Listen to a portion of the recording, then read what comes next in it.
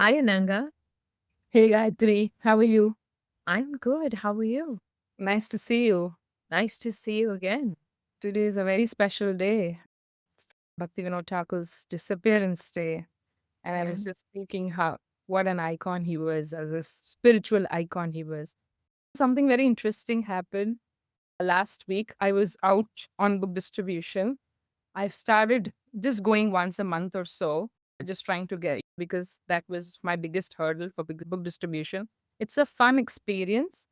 But last Saturday, we were out for this Bhagavatam marathon and we were talking about the books. There were my peers, devotees as well, my friends. And we were talking about Bhagavad Gita, Bhagavatam.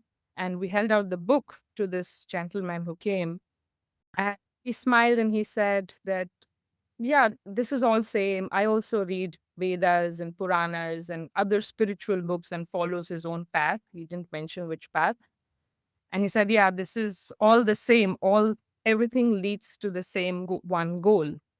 And he didn't take the book, of course, but we had a good conversation with him for some time. And then after that, I was just thinking, and this is the biggest question in my mind, that do all paths really reach to one goal? And he walked away. He was satisfied. He thought because we were having a fun conversation and giving him a very pleasant experience. But at the same time, I was thinking that is this actually true? And the very book, Bhagavad Gita, also mentions that if someone worships the devas, they go to the devas. Someone worships the ancestors, goes to the ancestors. So we have a very special guest with us today. And I'm very curious to talk about this topic that how we, what are borders, what are boundaries, so that we don't get into the silo of mine is best or my philosophy is best, but at the same time, we don't dilute what we are practicing and be chaste as well. I would like to introduce Hari Vamsha Prabhu, Hare Krishna Prabhu.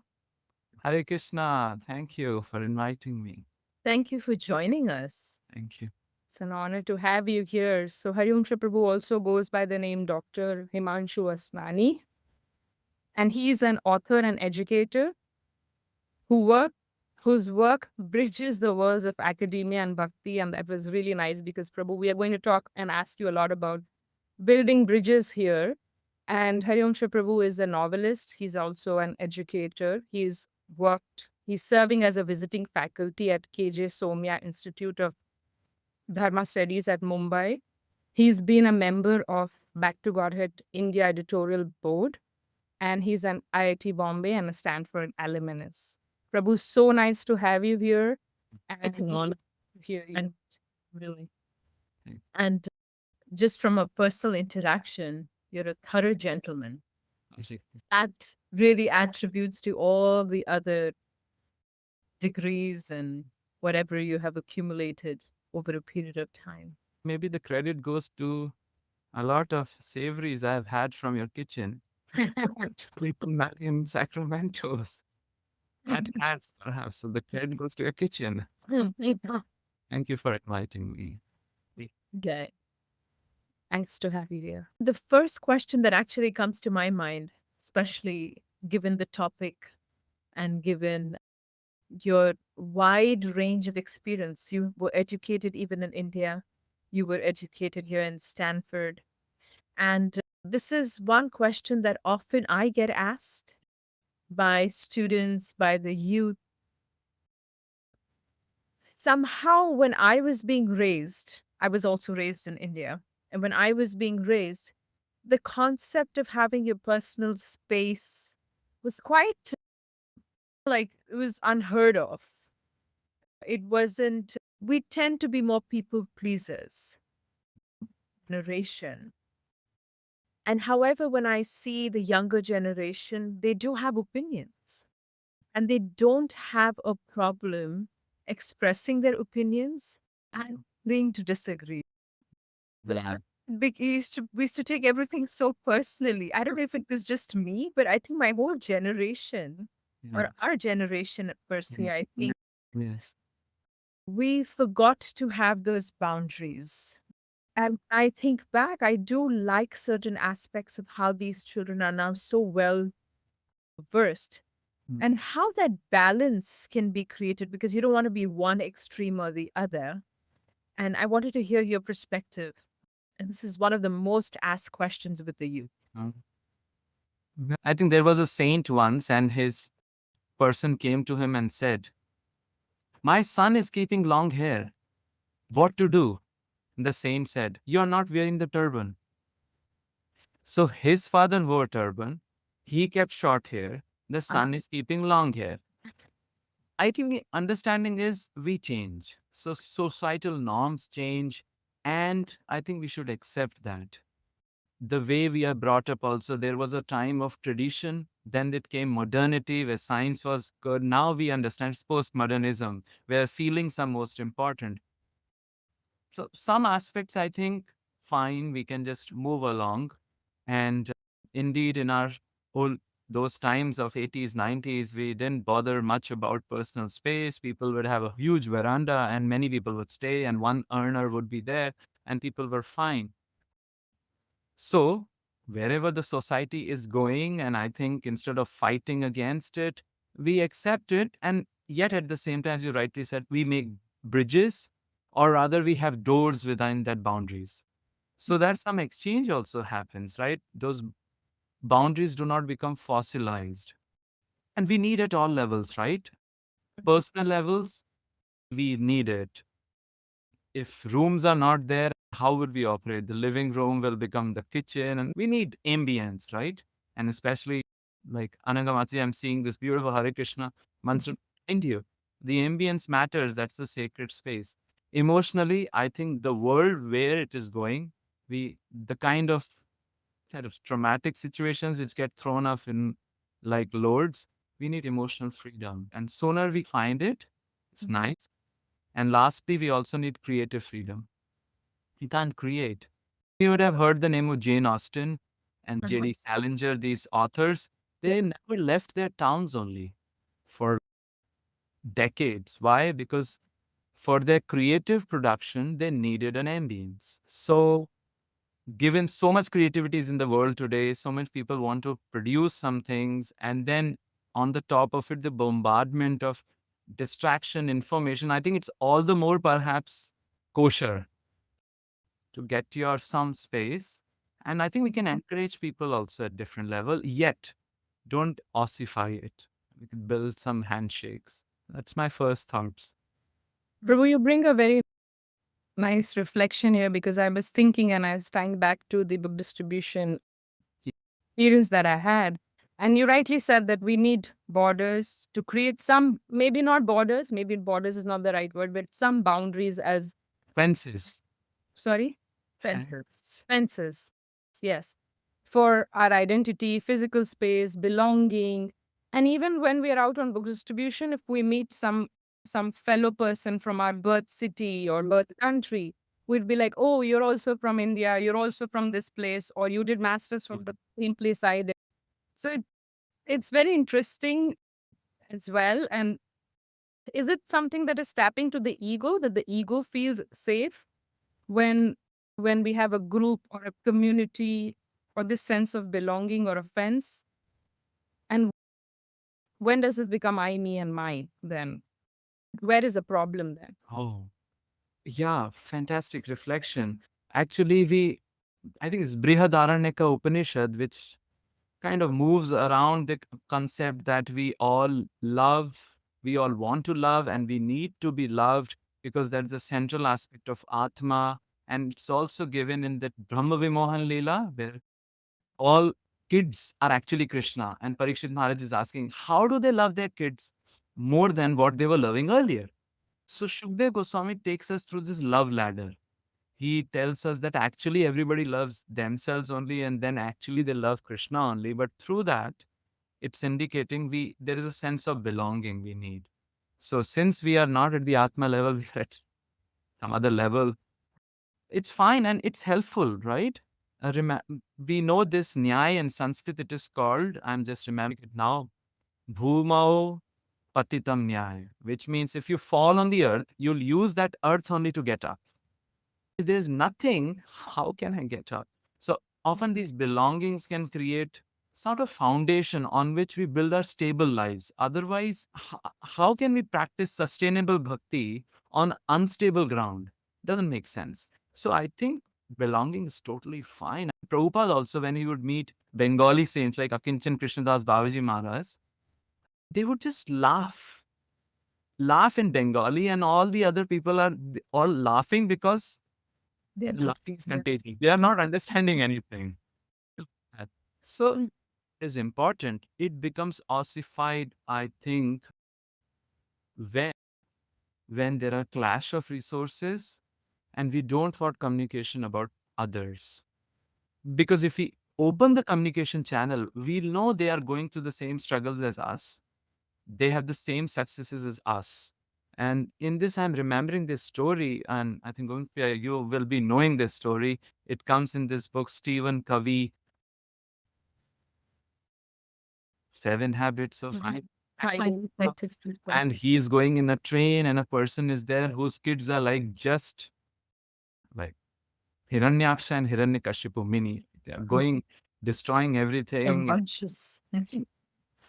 So he's thinking, he's controlling himself. But it's so unruly. He goes up and strikes a conversation with this father who's dazed. And he tells him, don't you think the kids could behave themselves? You can, with all humility. And his father, he just comes out of the daze and he says, I guess so, I guess so. But they are just coming from the funeral of their mother. They do not know what to do, and I guess I don't know what to do. So, because he had this conversation, he calls this paradigm shift. An entire paradigm shift happens that, oh, I didn't know what's going in his heart. So I think when we stop the communication and we call it echo chambers, like everybody's echoing, so the boundaries become an echo chambers. And maybe if another person comes who is what we call sycophant and he would do the echo chamber more echo, then there's a problem. And clash of resources, because resources are less. So it's an echo chamber. I'm the best, so I should get the resources from everywhere else. I think that's where problem happens. And given the world situation, perhaps it's happening like that. Um, It's a very beautiful thing that you brought up.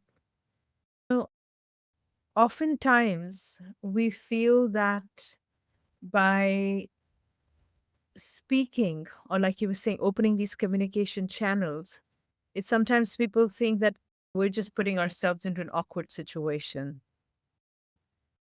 Is it nice to?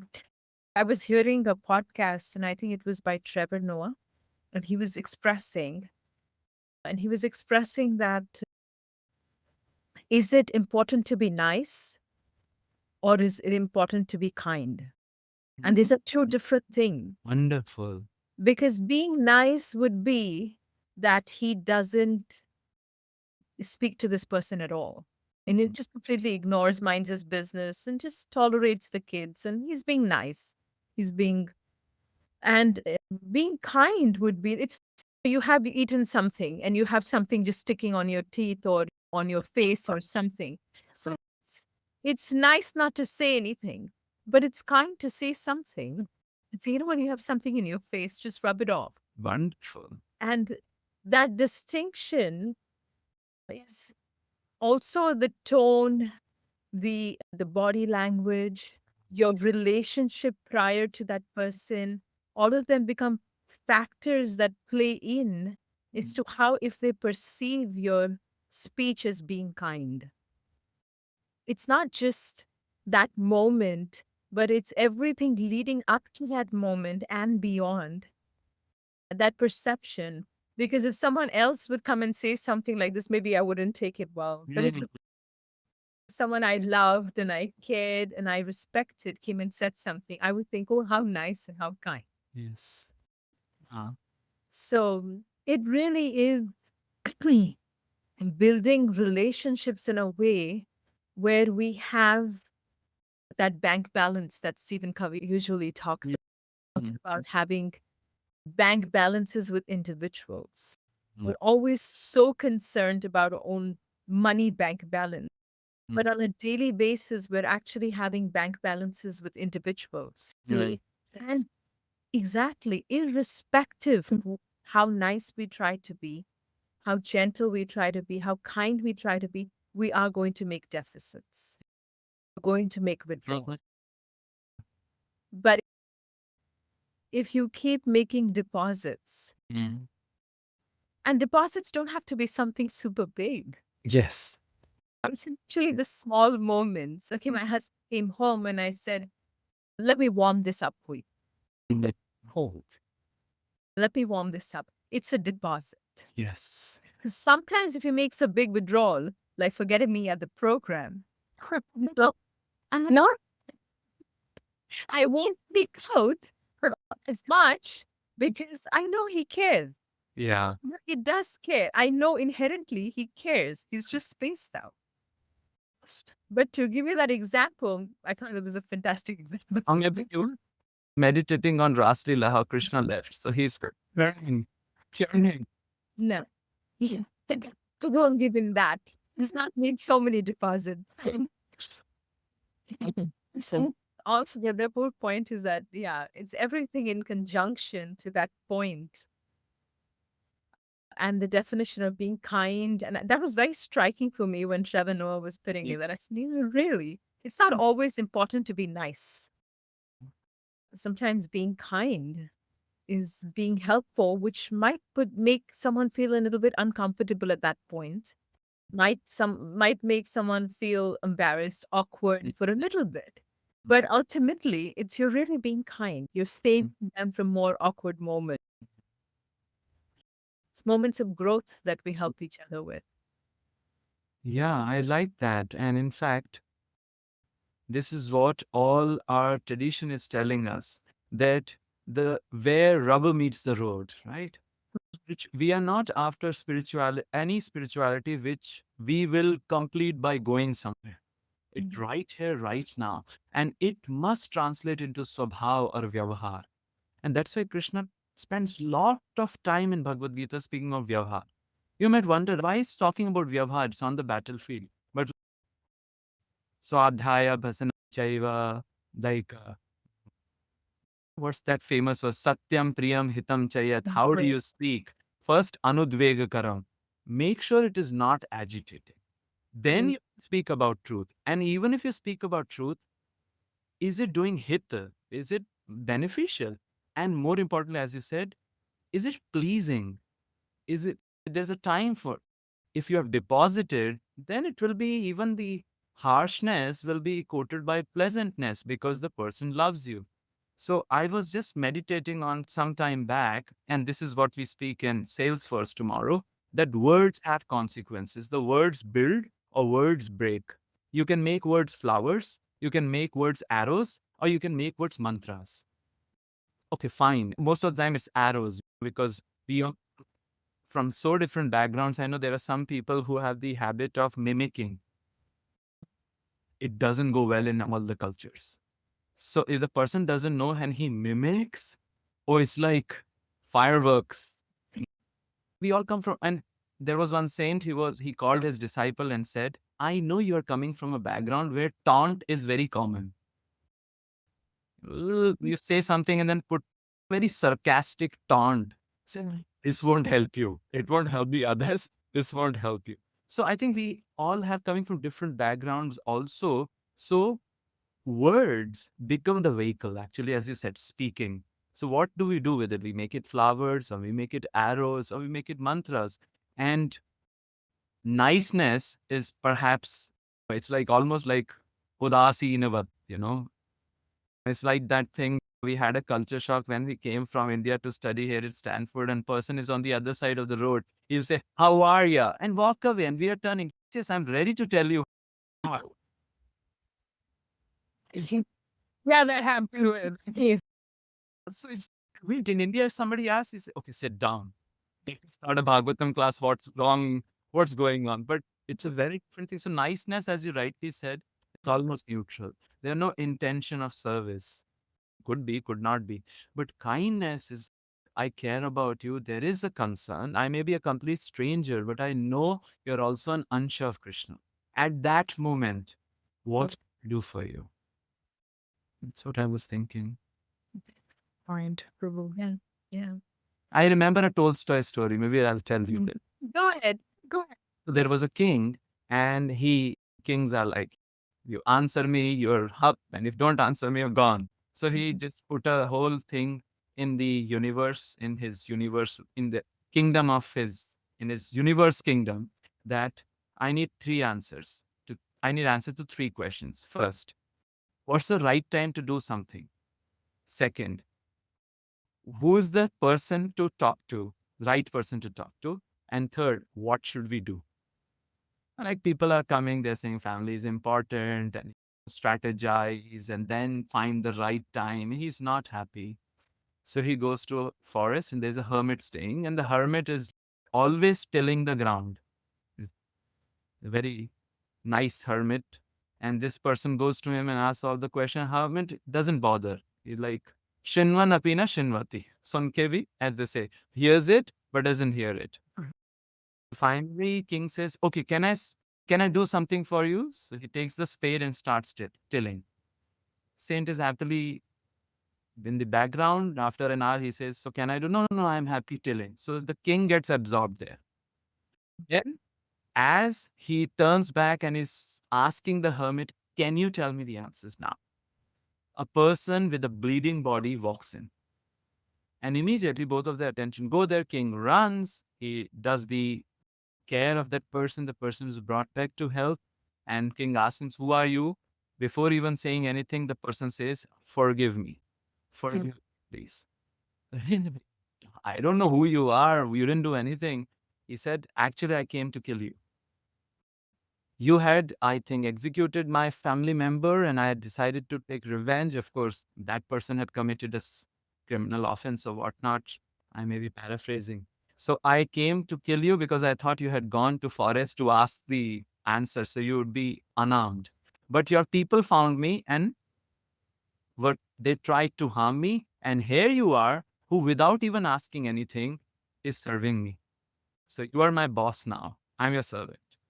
Okay, so one now became two. And the king is now asking this person, okay, can you tell me the answers now? So much thing has happened. He said, you already know the answers. What do you mean? The hermit said, when you came to me, what's the best time to do something? That's the time you were in, the now moment. So you took the shelter of the now moment, and the only person which Providence arranged was me. So you served me, and you did me good by tilling it. Then when that person walked in, you took care of him at that moment. So now moment. Second, that was the person most important at that time. And last, you did good to him. So you know all the answers to all the questions. It's such a powerful story. It's, I think, called Three Questions, something like that. And it's powerful because it's very well true in spiritual life. What's the best time? Maybe now. We want spirituality now, not like 10 years later or We don't even know if we're going to have those 10 don't years. even know, especially in the world today. And somebody was saying that's why spiritual tourism is very popular in India now, because people think anytime we can be clean. And second, we don't know which people will come close to us and then they will move. I was in IS for so many years. And of course, thanks being in Vrindavan, I get to see you most of the time also in Mumbai. But then people move, they change continents. So I think if that's the consideration, people won't build so fossilized walls, because they will know I would never meet this person again. And second, I need to serve him somehow or the other.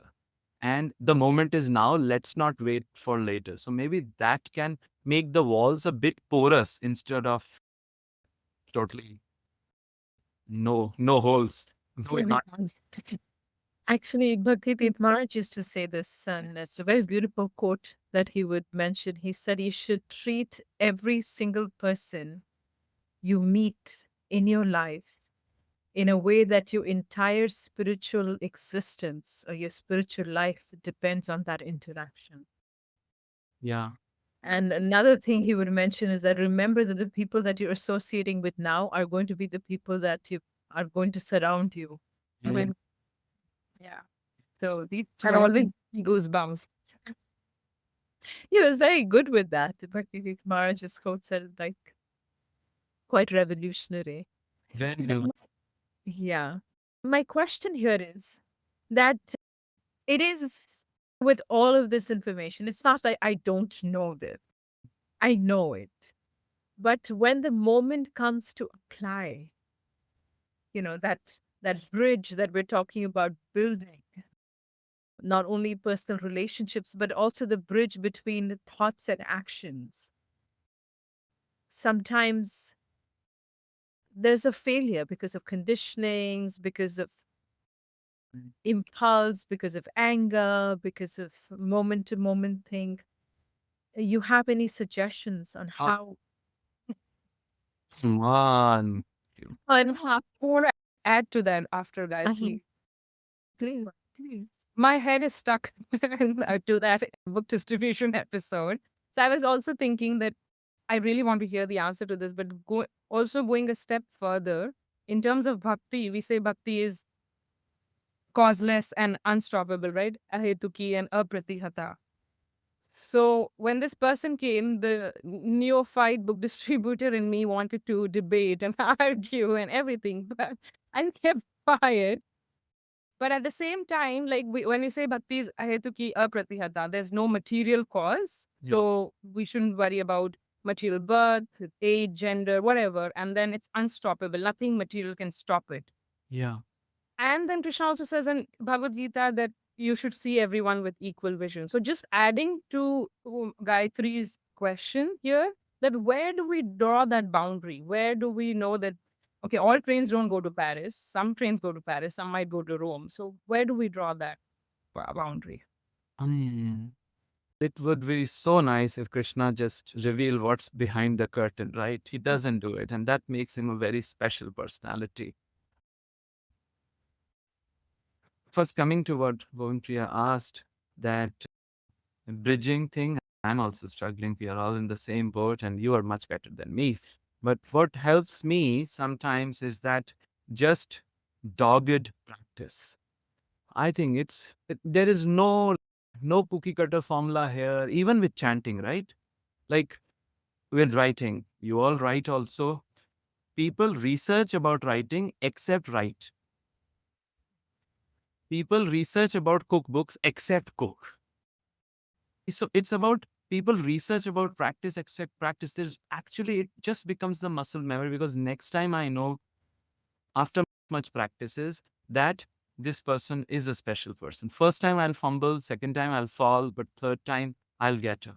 Julian of Norwich, I quoted that yesterday also. I think it is she would say, first there is a fall, then there is recovery from the fall, and both are mercy of the Lord. However, the connecting thing is humility. If next time I fumble and I didn't build a bridge and I fumbled, I think there is a prayer for humility to go and beg forgiveness. Because then, if I don't beg forgiveness, and I think in Hindi we call chala lenge, we'll make it work, then there is a syndrome which we call Macbeth syndrome.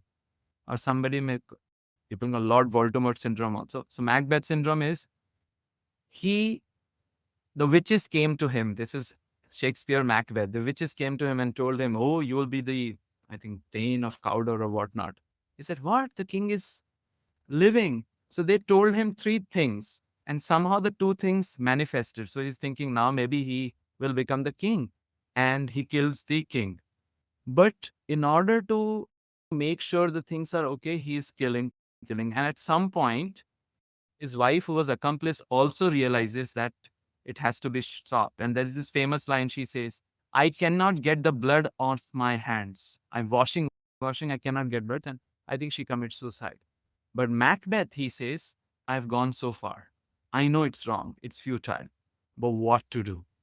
This is also Kamsa syndrome, right? He knew, I think, a necessary kind of balance between keep practicing, there is no other formula, and praying and maybe hoping for that humility. If the mistake happens, maybe on certain occasions, I can beg forgiveness and keep begging forgiveness. It is okay. It's totally all right. I think that kind of works, because next time I know I don't have to keep that thing hidden in some nook and cranny that I went over. And what you were asking, Ananga, you said in the book distribution, right? You know that everything is causeless. And Krishna also says that samam sarva bhuteshu samam yah pashyet. But at the same time, you also want to try, because very fact you went on a book distribution, you're trying things, right? I think there's a balance between these two. We want to try, at the same time, we know it is ahaituki. So I consider this way that let's be a part in this movie making. If once the movie is done, if we know we made a part, great. If we come to know that we didn't play a part, okay, fine, we did something. Because in the end, we do not know whether our efforts made somebody Krishna conscious, or whether we just like very teeny part and somebody else, Krishna just sent them. So I think both ways. Did I get that okay, Anand? Thank you, Prabhu. Thank you so much. I think one more thing I wanted to ask you, maybe I missed in asking, was how do I, or how do anyone, any person be chaste and committed to their own practice, their own boundaries, but yet be broad-hearted? And that's what you were explaining as well to Gayatri's Yes. question. Yeah, I think this is a very broader con- question in the context of today's time, because we are not living in silos. It's a globalized world. And thanks to social media, everybody has a podium, right? Yes. One thing that I strongly feel is, and I've mentioned this a zillion times, maybe on the. Okay. Yeah. So there's one thing that I probably mentioned a few times, but I think that tolerance, or why would I even say tolerance, that acceptance Uh, others, tolerance would be like, I really, a nice thing. yeah, Right. yeah.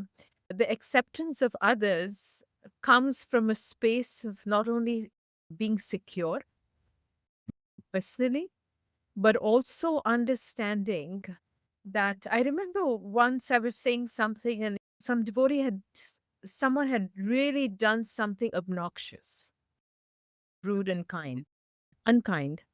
And I was sitting there and I heard Bharat speak to, I was just a witness. Witness. I was just a witness. And she was expressing, and I was thinking, how can a devotee be so cruel and do something so obnoxious and something? And Maharaj heard, he he gave a very practical things to do and practical things. And then he said one thing, which I think was the crux of the whole thing that I really took in heart. He said that remember to forgive.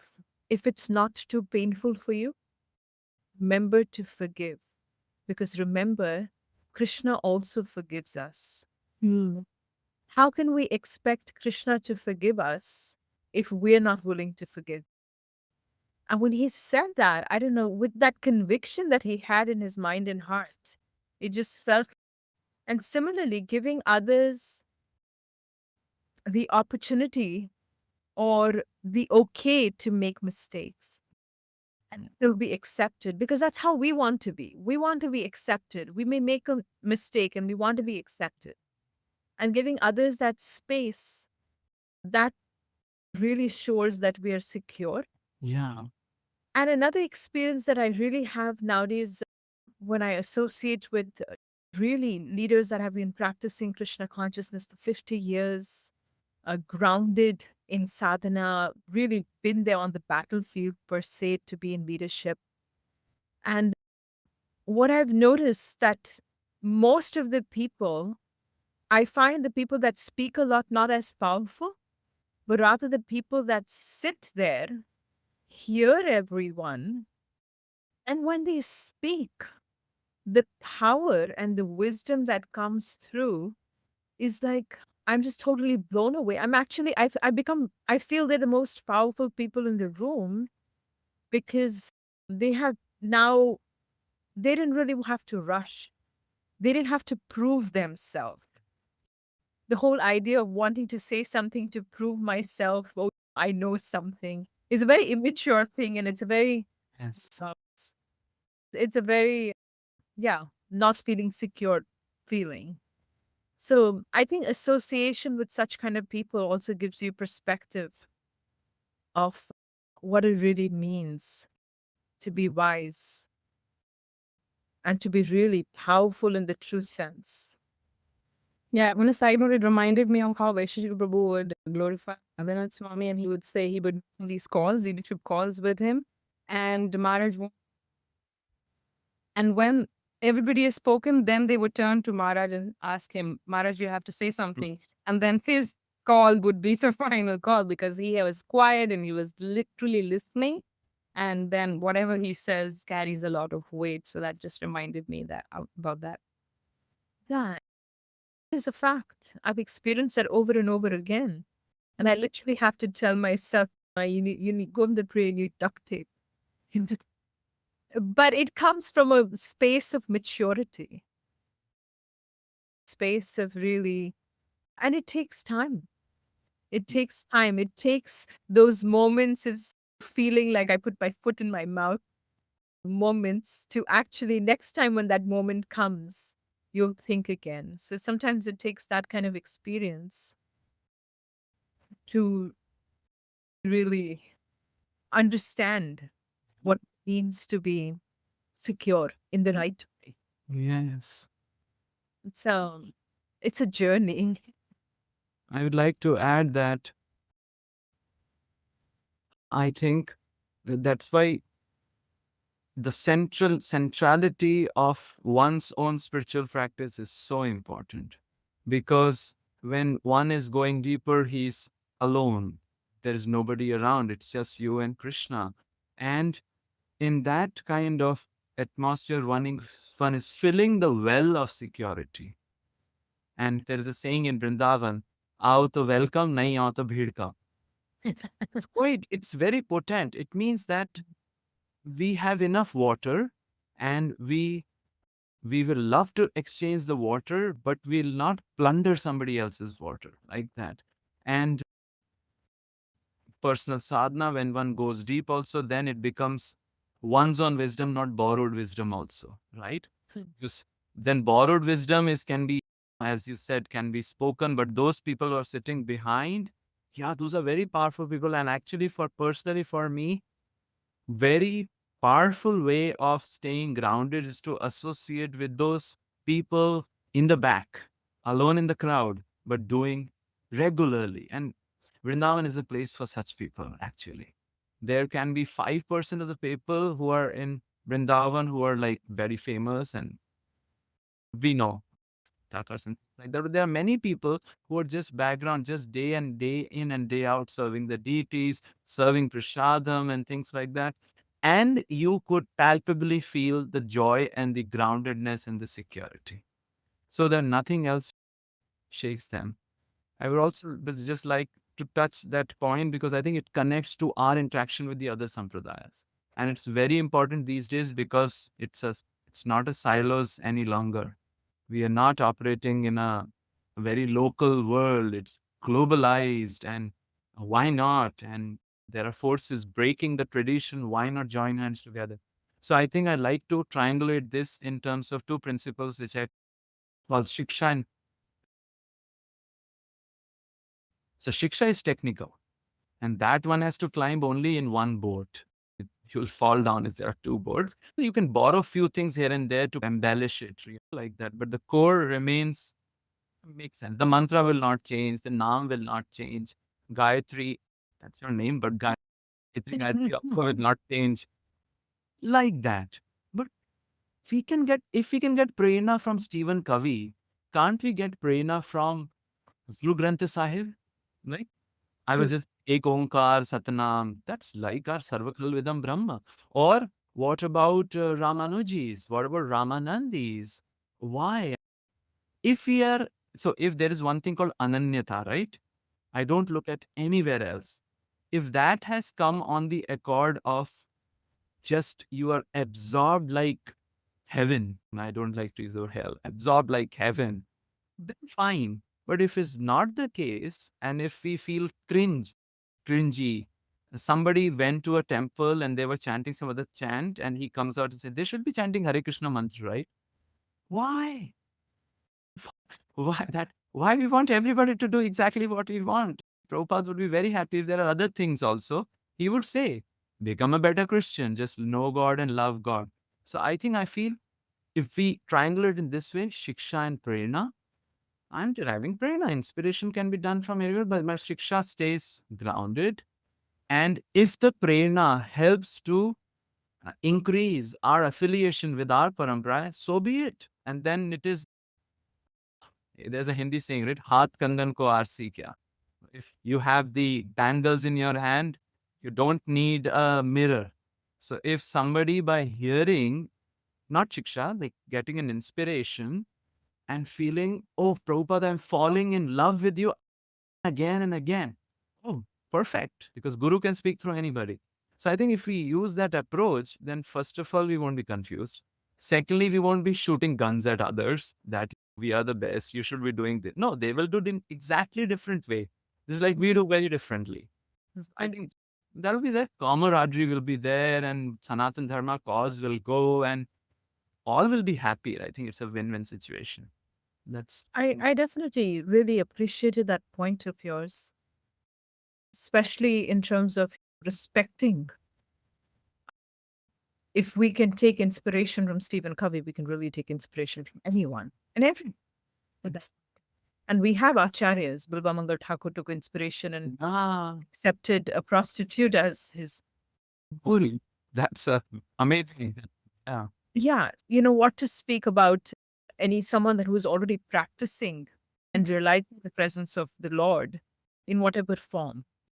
But there is also institutional framework. I Yes. won't even call them restrictions, I'll call them frameworks.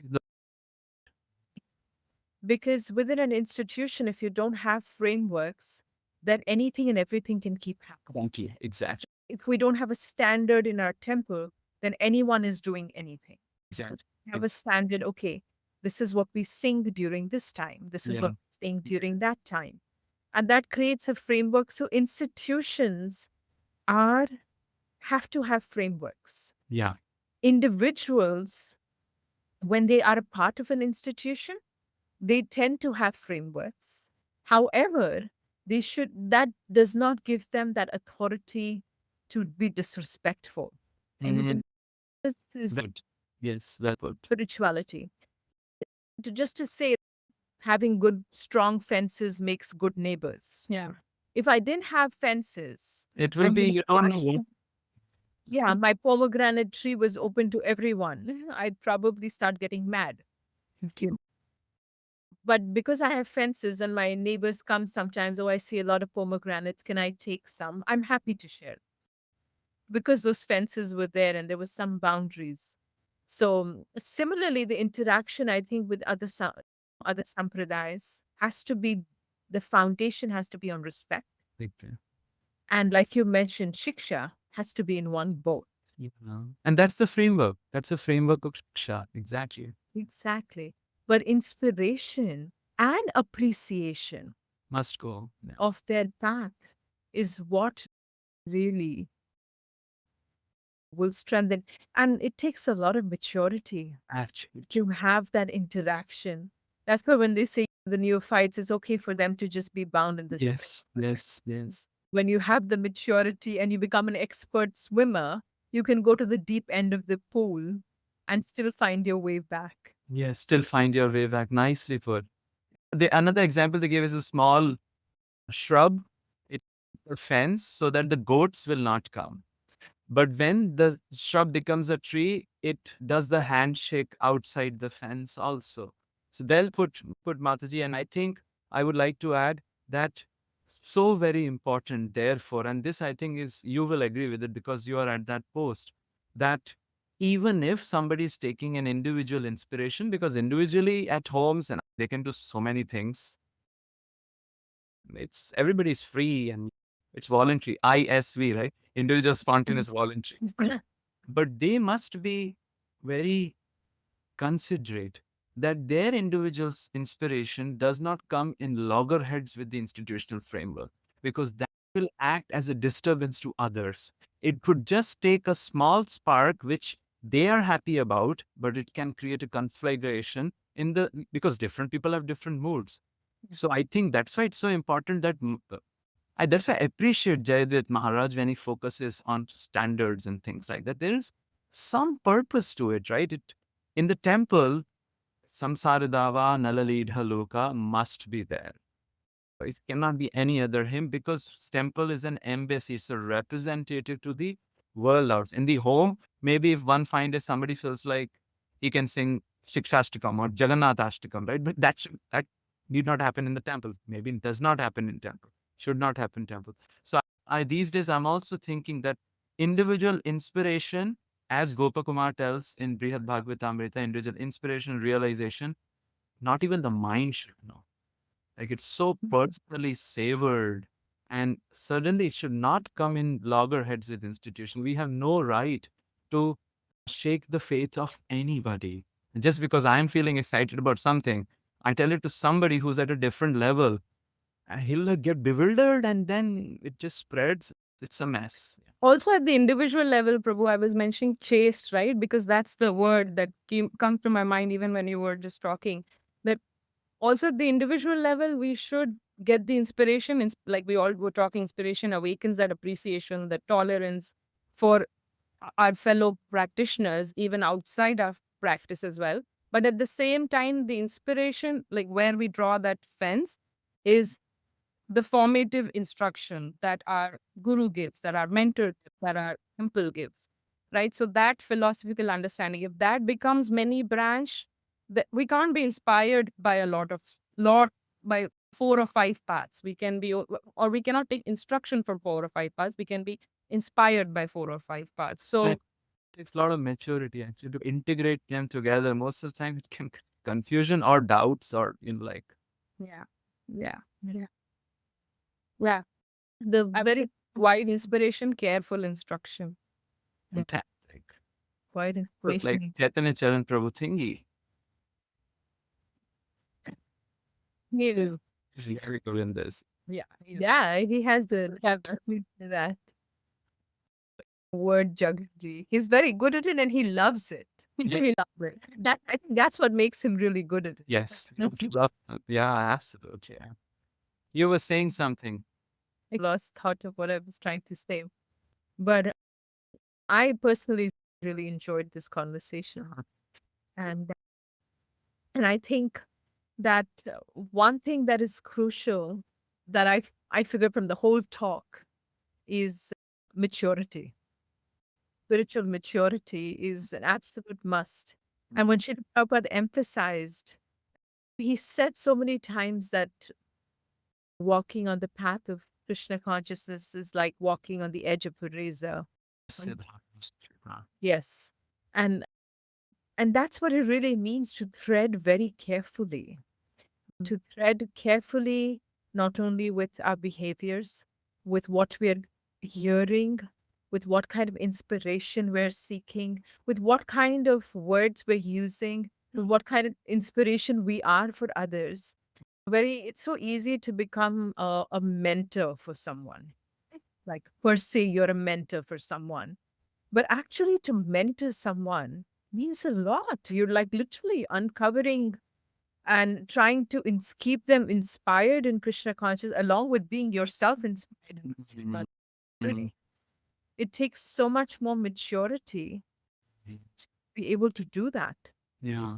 So threading so carefully in Krishna consciousness is, we cannot do it alone. We need the prayers of Guru, the Guru Varga, to empower us because that maturity cannot just come from reading. Yeah. Oh no. One Yeah. was the last. Yes. Yeah, it helps, and I think these discussions help because they are more than reading. That's this called satsang. Yeah. They say name is like soap, satsang is like mirror. Barbara, we have amazing analogies. That was a really nice one. I mean, he's like so satsang is like mirror. Somebody, I heard it from somebody, and I feel it because one can keep chanting in the corner and think that he is next to, maybe better than Haridas Thakur. But the mirror shows him. Mirror shows him. Right. And I actually spoke this in one of the lectures recently, and it just came up spontaneously. I didn't prepare it, Mm. prepare to speak that particular phrase, but when I was talking, it just had that as a realization. I said, there's one thing that was missing when Bharat Maharaj was in the forest. He was in the state of bhava. Bhava. He gave up everything. He enjoyed, he felt satisfied, he wanted to dedicate his life.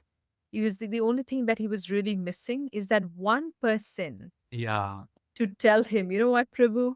Watch me. Watch. You're falling off the track. Recalibrate. Recalibrate. But that's what satsang does, shows us the mirror constantly. And travesty is that maybe that's sense should be again and again because once time it doesn't enter the head, right? Yeah. This was beautiful reflection. I also think my biggest takeaway was words can be flowers, arrows, and Mantras. but arrows, one of my favorites.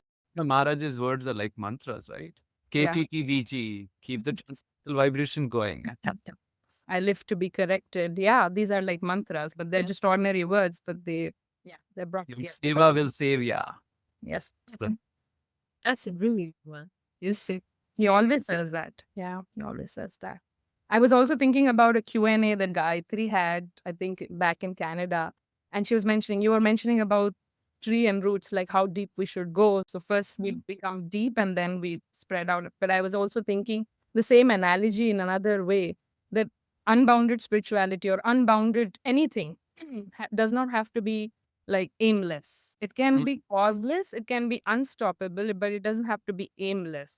So we need to draw their boundaries. Spirituality should have roots. We should have roots. We should be chaste to someone. We should be faithful to our lineage, to our gurus. But at the same time, our source of shelter or seeking can branch out a little bit as well. Has healthy boundaries. Yeah, as it is Bhaktivinoda Thakur Disappearance Day, maybe you. that point has to be brought when he would say, if I see my Lord worshipped in some other temple or some other way, I may be paraphrasing it, but he said, I should be happy considering, hey, look, my Lord is being worshipped in this way. In fact, if we are not able to see, I think the only cause could be I don't think ananyata is any reason for thinking that he or Lord should not be worshipped in that way. No, he comes. There's a verse 3, 9, 12 in Srimad Bhagavatam. Yad yad dhiya vibhavayanti. This is the perhaps most commented verse by Jiva Goswami and others. That whatever you will, whichever dhiya, bhumi, buddhi you'll worship, Krishna will appear in that way and he will give you the form and realizations in that way. So I think Bhakti Vinod Thakur, it's his day and I think he stands as a very tall figure and it is he who desired that all spirits will come to talk to each other, right? That's the spirit talks. Brilliant. They talk, Jai Shachinandan Gaurhar. Yeah. He actually mentions that all spirits will come and talk together. Together. His goal was not to erase all distinctions. His goal was to erase all envy, contempt, possession. So that's what the theme of the talk was. That threatens those distinctions. Yeah. Actually, as an institution, our biggest strength is our diversity. Actually, true. So It is. There's no other institution that has this kind of diversity. most amazing thing. Most amazing thing. And that's one of the biggest challenges, too. Thank you. Thank you so much, Hari Vamsha Prabhu. Thank you. Thank you. Thank you so much for joining us. And it was really enlivening. I don't even know how this hour I passed. seek your prayers that I can follow what I said. It's na pravachanena labhya. Nothing can be obtained by pravachan. At least perhaps the last thing. That's- If I have In our home, we don't say pravachan, we say parvachan. It is vachan for you. So true, so true. So whatever we speak, I think so important that. So I seek your prayers also. So this is important. Likewise. So much. I think Just now. it's Interesting.